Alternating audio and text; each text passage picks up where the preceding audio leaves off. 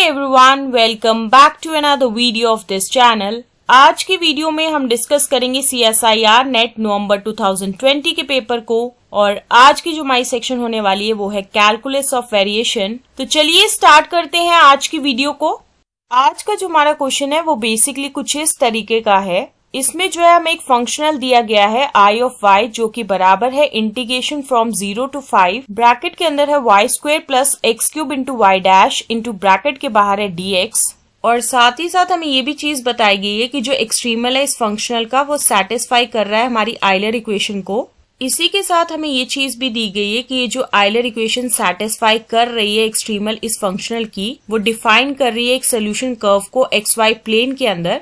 अब इस क्वेश्चन में हमें पूछा क्या गया है कि ये जो सोल्यूशन कर्व है वो बेसिकली है क्या, और ये चीज जो है वो हमें दी गई है ऑप्शंस के रूप में। ऑप्शन ए दिया गया है लीनियर, ऑप्शन बी है क्वाड्रेटिक, ऑप्शन सी है क्यूबिक और साथ ही साथ ऑप्शन डी दिया गया है ट्रिग्नोमेट्रिक। तो इस क्वेश्चन में क्या है, बेसिकली हमें 4 ऑप्शंस दिए गए हैं और हमें बताना है कि इन चारों में से करेक्ट आंसर क्या है। इस क्वेश्चन का जो है केवल एक ही आंसर सही होगा क्योंकि ये क्वेश्चन जो है वो पूछा गया है हमें पार्ट बी की सेक्शन के अंदर। इस क्वेश्चन के सोल्यूशन को डिस्कस करने से पहले हमें सबसे पहले पता होना चाहिए कि ये जो लीनियर, क्वाड्रेटिक, क्यूबिक और ट्रिग्नोमेट्रिक फंक्शंस ये बेसिकली होते क्या हैं। सबसे पहले अगर मैं बात करूं लीनियर फंक्शन की तो इसकी फॉर्म कुछ इस तरीके की होती है ax प्लस b, जहाँ पे a और b जो है वो कॉन्स्टेंट्स हैं और साथ ही साथ a जो है वो 0 के बराबर नहीं हो सकता है। दूसरी बात आती है हमारे क्वाड्रेटिक फंक्शन की, तो इसकी फॉर्म कुछ इस तरीके की होती है ax square plus bx plus c, जहाँ पे a, b, c ये तीनों के तीनों कॉन्स्टेंट्स है और साथ ही साथ a जो है वो 0 के बराबर नहीं होगा। तीसरी बात आती है हमारे क्यूबिक फंक्शन की, तो इसकी फॉर्म कुछ इस तरीके की होती है ax cube plus bx square plus cx plus d, जहाँ पे हमारे a, b, c, d ये चारों के चारों कॉन्स्टेंट्स है और साथ ही साथ a जो है वो 0 के बराबर नहीं होगा। और last but not the least हमारा ट्रिग्नोमेट्रिक फंक्शन जो है वो कुछ इस तरीके का होता है sin x, cos x, sec x, tan x, cot x, cosec x। तो ये बात हुई हमारे इन चारों फंक्शंस के बारे में। और अब हम आ जाते हैं इस क्वेश्चन के सोल्यूशन को।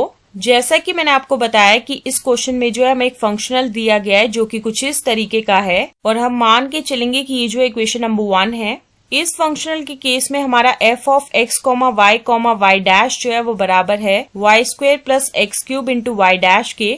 जैसा कि इस क्वेश्चन में जो है जिक्र किया गया है आइलर इक्वेशन का, तो सबसे पहले हम आइलर इक्वेशन लिखेंगे जो कि कुछ इस तरीके की है del f divided by del y minus d by d x of del f divided by del y dash is equal to 0। और अगर हमें इस इक्वेशन को जो है वो सॉल्व करना है तो उसके लिए सबसे पहले हमें कैलकुलेट करना पड़ेगा del f divided by del y और साथ ही साथ del f divided by del y dash.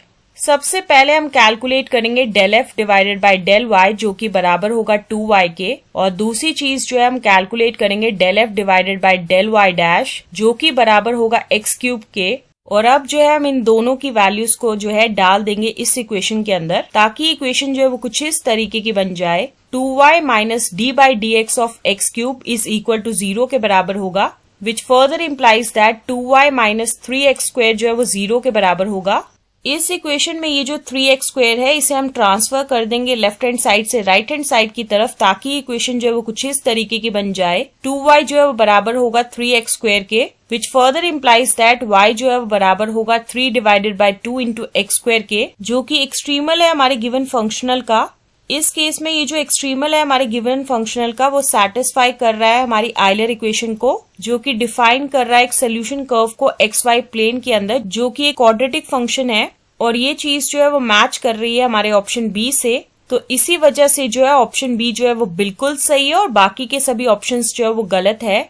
इस क्वेश्चन के सोल्यूशन के साथ ही हम एंड करते हैं आज की वीडियो को और मिलेंगे नेक्स्ट वीडियो में नए क्वेश्चन के साथ। So stay tuned for the next video.